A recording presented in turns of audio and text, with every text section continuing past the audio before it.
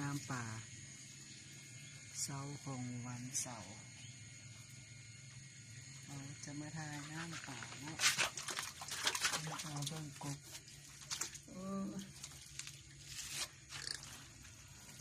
เอาจับได้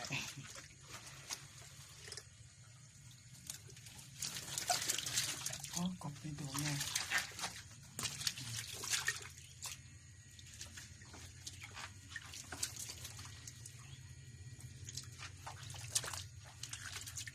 จับกบกัน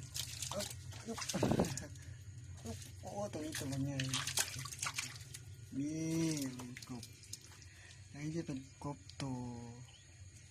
ผู้ตัวใหญ่เลยบึ้มทึม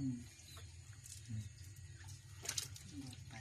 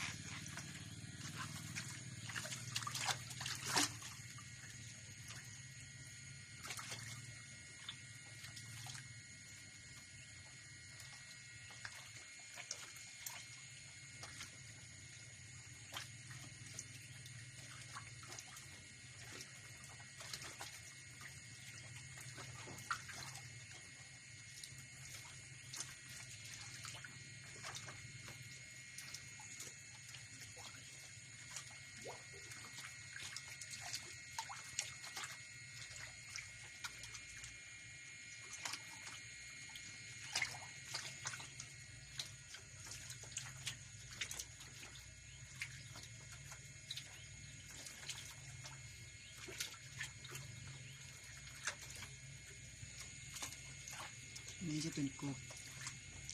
1 เดือนปลาย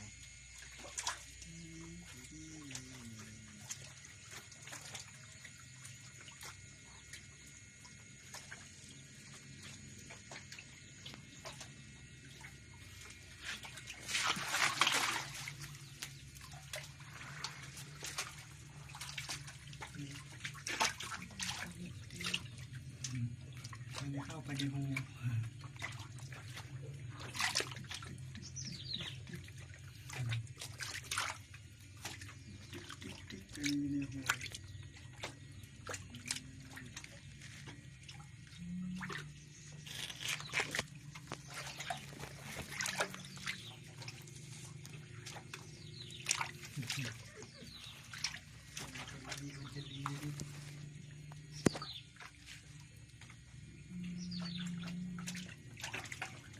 มีกบ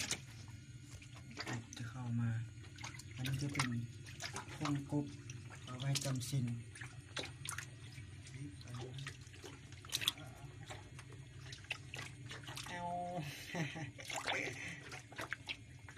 นี่เดี๋ยวสวบนี่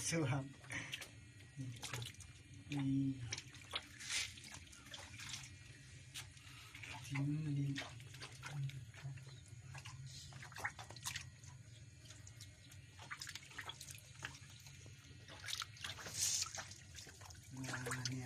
เนียมหน้านะ